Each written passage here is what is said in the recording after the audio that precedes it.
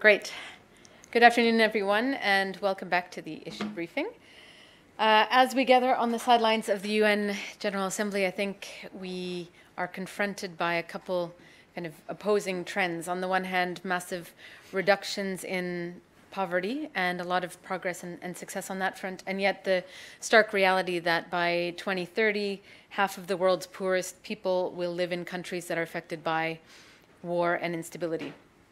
And so that fight against poverty, but also the fight against extremism, the achievement of the SDGs, reduction in forced displacement, all of these things depend on being able to address fragility, which can basically throw all of that up in the air. And we see that time and again where, for example, in Syria, a country that was on track to achieve the SDGs vis-a-vis education, and now suddenly has millions of children out of school as a result of the conflict.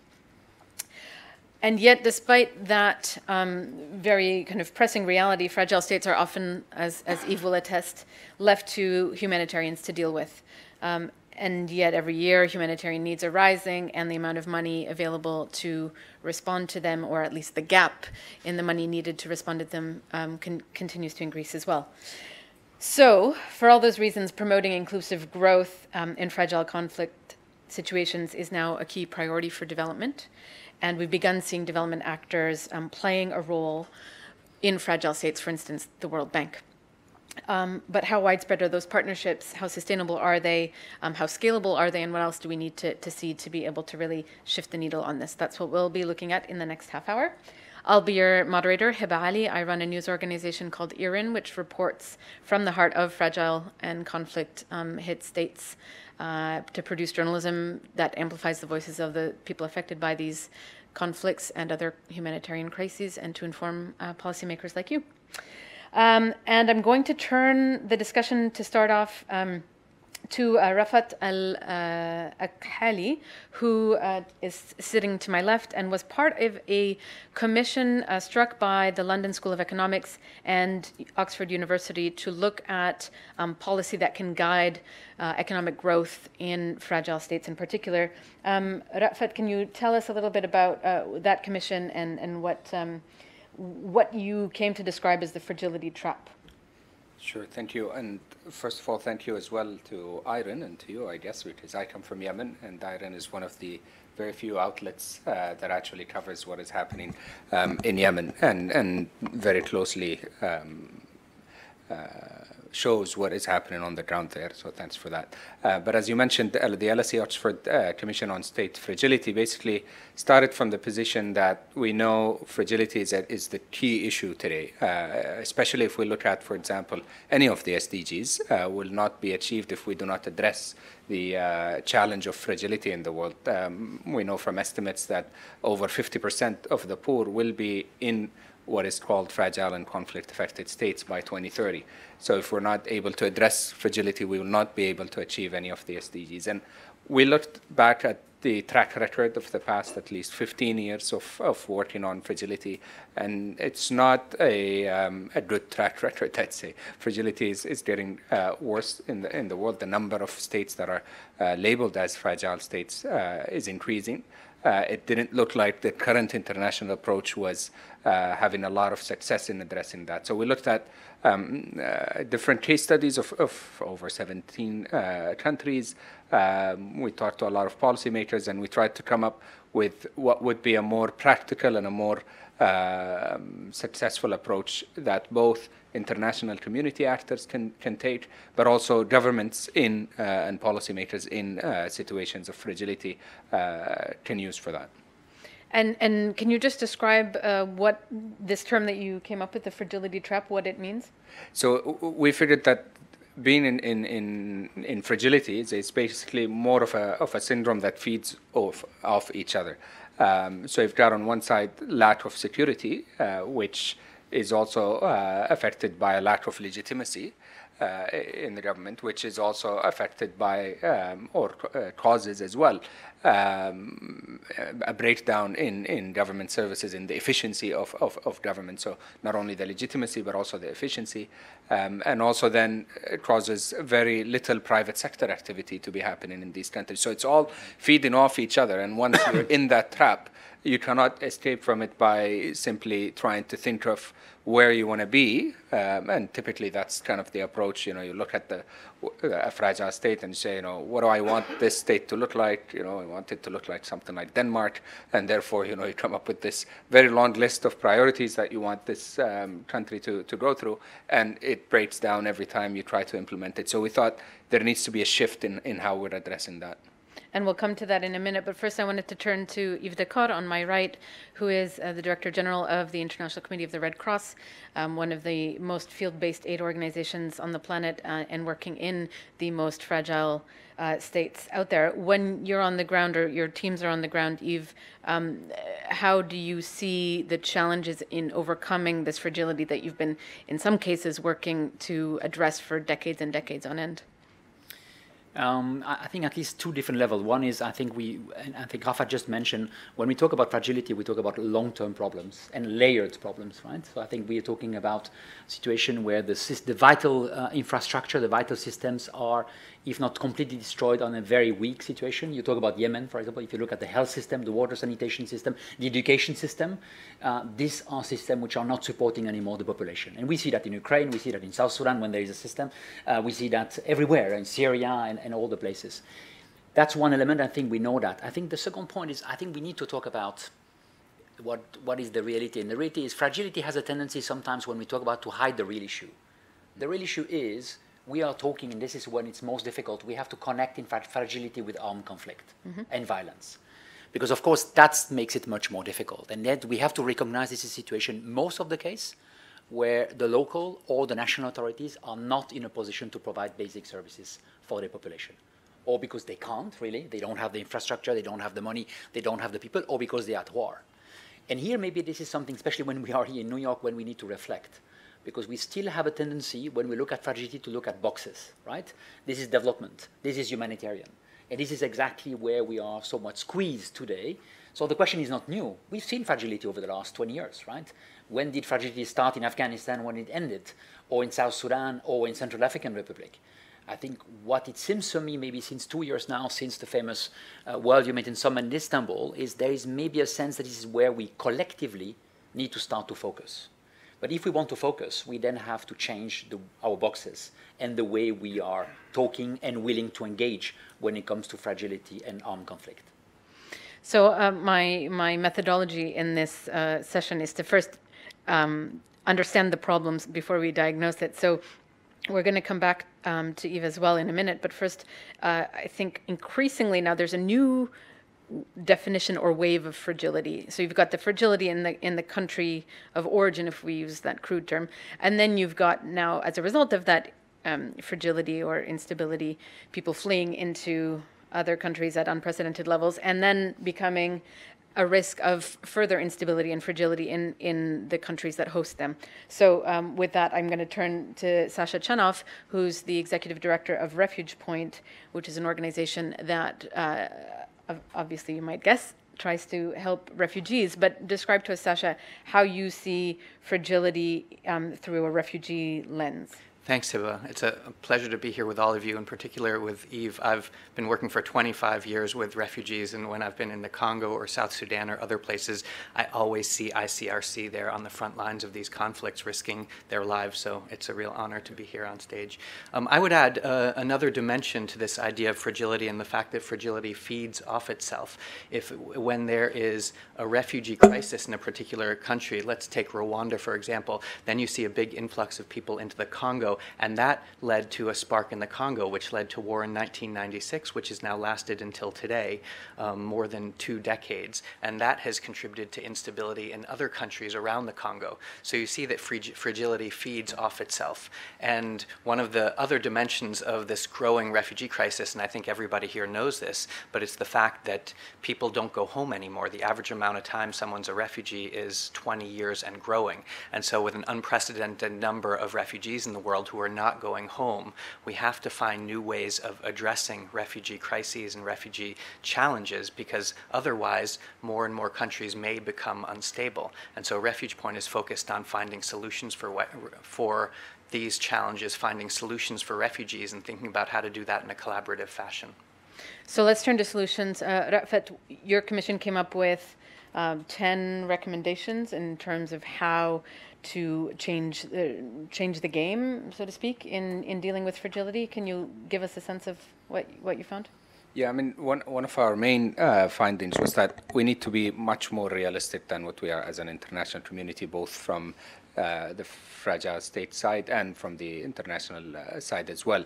What we've seen is a lot of idealism, as I mentioned, very short-term, huge, long lists of priorities and what should happen, and really not thinking about the reality on the ground in a fragile state. One big example of that is the issue of early elections and how the political process, for example, should proceed. And that was one of the maybe more controversial things in our findings. I mean, all the research shows, all the evidence shows that whenever there's elections, if you go too early into elections after a conflict, you go back into conflict. And we've seen that everywhere. We've seen it in Yemen multiple times in multiple rounds of conflict.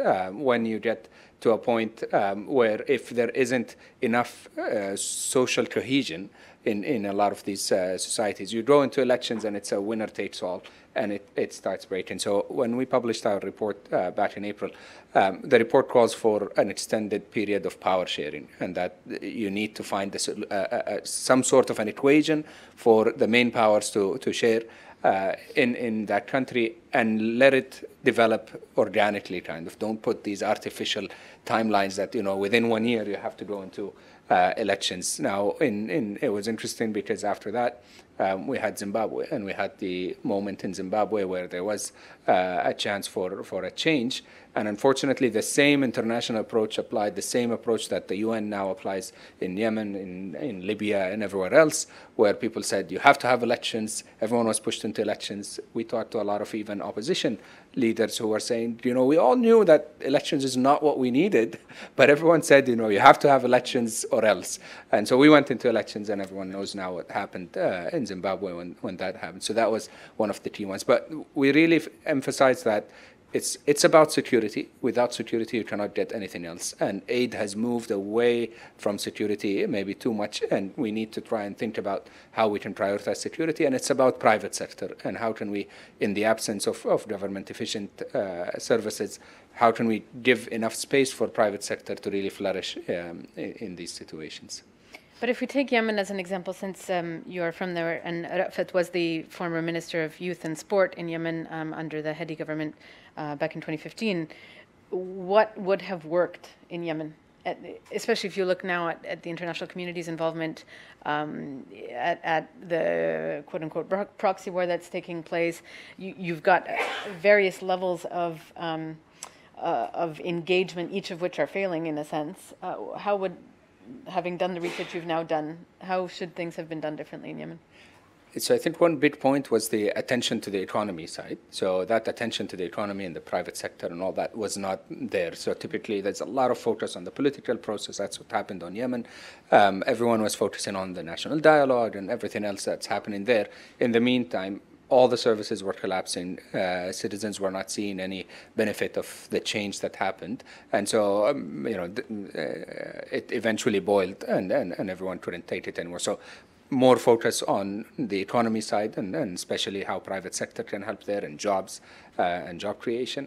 The second is this, again, the artificial timeline was there. And so the idea was, we'll share between the main two conflict parties. We're not going to let anyone else in. It's only those two, which is something we talked about in the report. You have to cast a wide net of inclusion there in terms of the powers.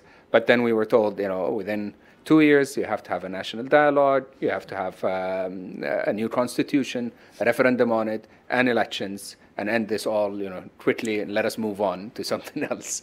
And that just didn't work. Mm. It's interesting that the things that he comes back to, job creation, security, are not really things that the humanitarian sector is responsible for. It's not aid delivery, it's not shelters and food and so on. So the elements needed to address fragility are actually not the ones that humanitarian agencies are typically equipped to provide. That's true.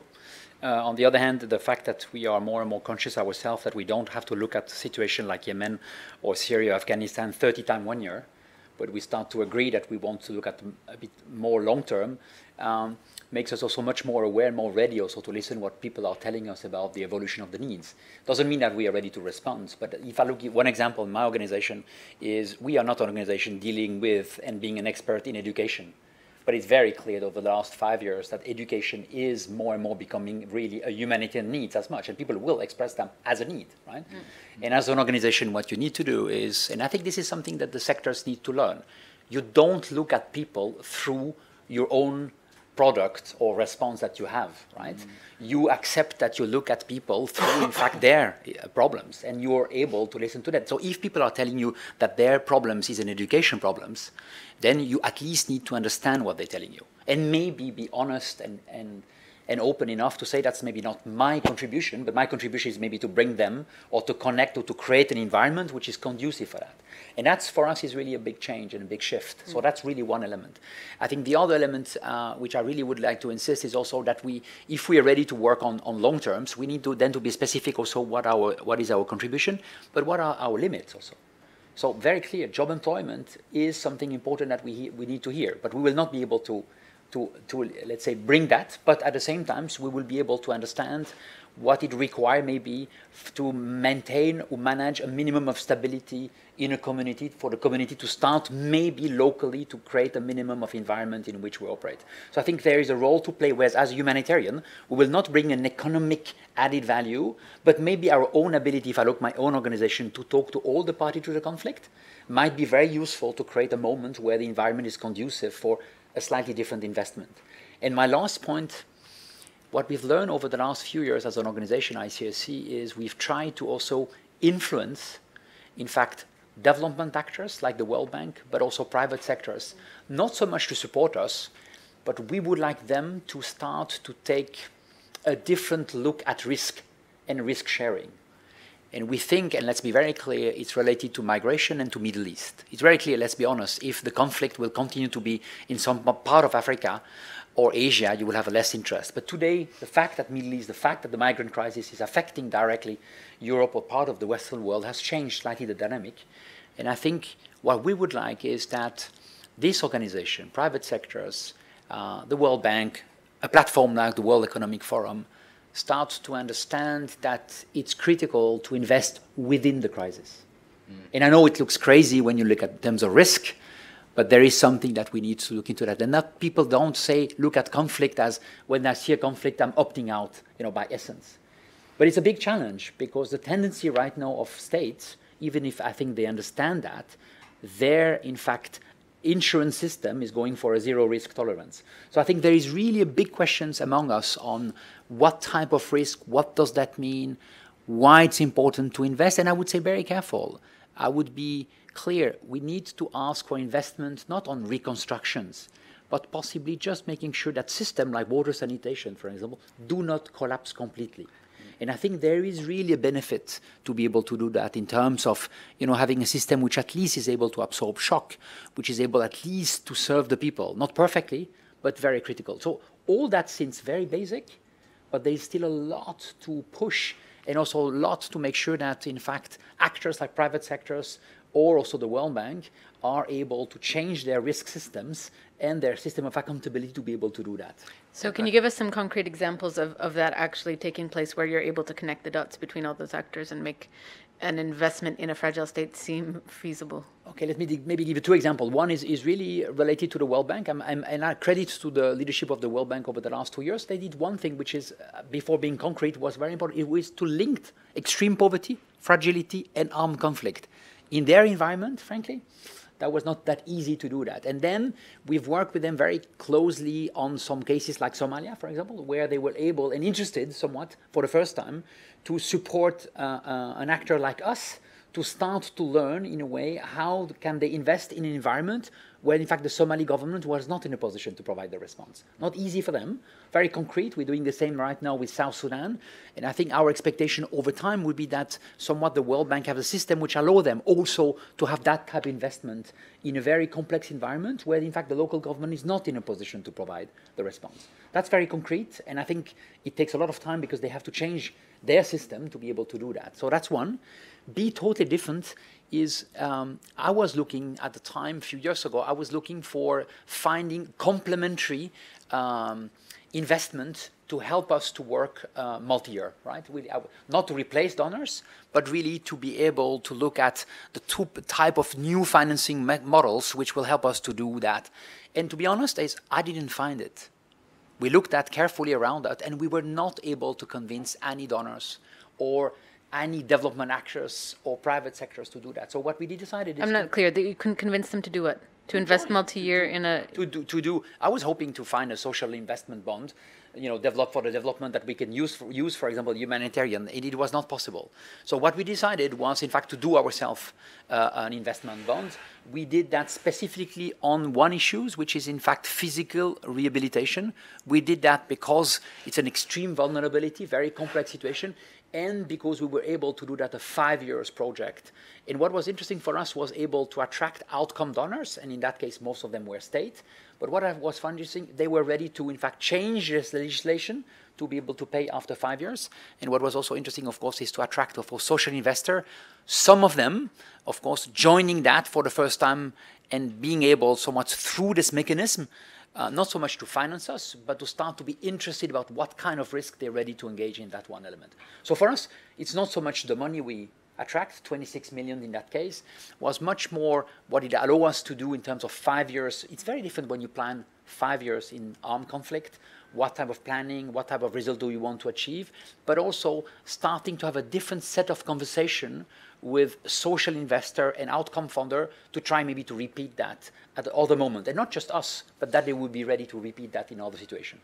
And in literally just 3 words, like what were the components of the successful partnerships that allowed actors to feel comfortable in that space? Data. That was the things, really, to be honest with you, and I think as humanitarian, always difficult, we don't have a lot of data.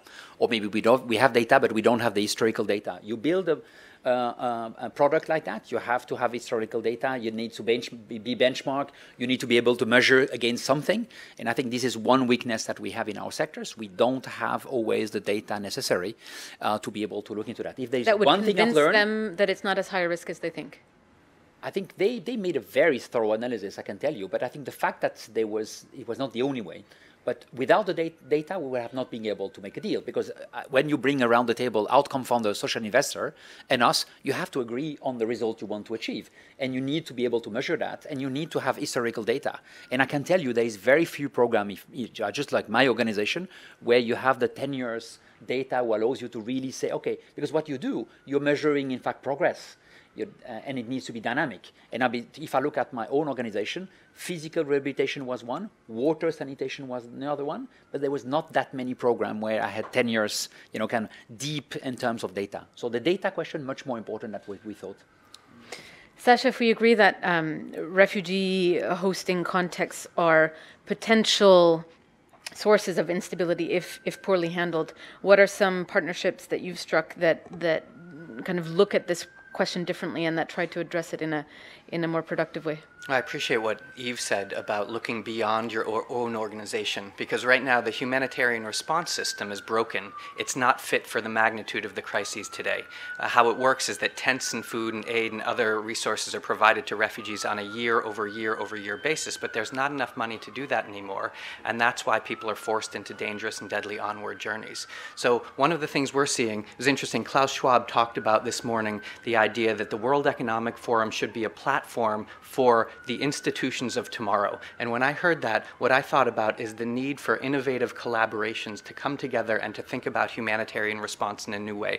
That's one of the things that we're doing at RefugePoint. We found through the private funding that we have in Nairobi that we were able to break out of those silos and provide a holistic ways of supporting refugees that got them on their own 2 feet, so they actually didn't need humanitarian assistance anymore. And once we saw some success in doing that, helping a few thousand people to get to that point, we brought in other organizations that were interested in that. So now we're collaborating with the UN Refugee Agency, IKEA Foundation, and many of the leading NGOs in the world to collectively think about how we can promote self-reliance for refugees so we can tap into their own agency and entrepreneurship and abilities so that they can support themselves and contribute to their communities. And we have this commitment. I like the idea of looking long-term too. We have a goal of reaching 5 million refugees in 5 years with programming that puts puts them on a path to self-reliance. And we feel that that's possible, it's achievable, because we've seen it happen already with thousands of people. And all these other big organizations and some foundations and governments that have come to the table to do this feel that this is a possible and ambitious but possible goal to help really reshape humanitarian response away from emergency aid year after year and toward a paradigm of self-reliance, so refugees who cannot go home and have no other solutions have an opportunity to support themselves, their families, and contribute to their communities. That's the kind of thing that we need to do today, and no one organization will be able to do that on its own. It will take the collective efforts and the collective action of many organizations, foundations, business partnerships, and others to do this. And that's one of the opportunities we see here today, is that the Sustainable Development Goals now include refugees. The Global Compact on Refugees is now guidelines for how the world can address refugees in new ways, and refugee self-reliance is one of the pillars of these new decisions and collaborations. So we're seeing that there's new opportunity and new possibility, and it will take a whole new set of actors to do this, kind of a new way of envisioning humanitarian response moving forward. And this is really a great forum to talk about that and to figure out how to bring leaders together to actualize this new way of addressing refugee crises. And I should just mention that Sasha and RefugePoint were awarded this morning with the Schwab Foundation's Social Entrepreneurship of the Year award, which I should have mentioned off the top. I think we are not going to have time for questions, unfortunately, in this round, but you can grab the panelists afterwards. We did have a slightly late start, so I'm going to squeeze in one last question to Rafat, if that's okay, which is, the humanitarian sector has now recognize the need for responses to be more locally driven, and localization has become quite a buzzword. And yet in the most fragile contexts, that is seen to be kind of impossible because, we can't work with local actors in the middle of a war. They'll be on, one side or the other, et cetera. So how do you see this push for more coherent, more comprehensive partnerships to address fragility through the lens of someone from a country that's actually in the middle of such a conflict? How would you like to see these partnerships shaped differently? I think it's mostly about the operational model, let's say, of NGOs and how they work. And whenever we talk to a lot of the NGOs working in Yemen, for example, and we say, you really need to be doing constant analytics on the ground of what's happening. You really need to understand the local situation, because it's no longer at country level. It's in every district. Maybe the situation is different, the actors are different, the realities are different, and it's simply difficult. But that's how you need to do if you're going to operate in these contexts. And so every time we talk to NGOs and a lot of the donors as well, they say, but that's difficult. The situation keeps changing. These different actors. It's difficult. And we're like, yeah, but if you want to work in these contexts, it is difficult, and you have to adjust, and you have to create a team that is able to do that, partnerships that are able to do that, and just get this constant, analysis of what's happening and just work with it. But there's no way around it, basically. It is complex, it is difficult, and that's what you need to build your organization to do on the ground. Otherwise, as you said, it's easy to just say, I can't understand what's happening, I don't know who to work with, so I'm just going to do it myself and not involve the locals. Thank you very much for your attention. As I say, please do feel free to approach the panelists after the issue briefing, and see you through the rest of the Sustainable Impact Summit. Thanks.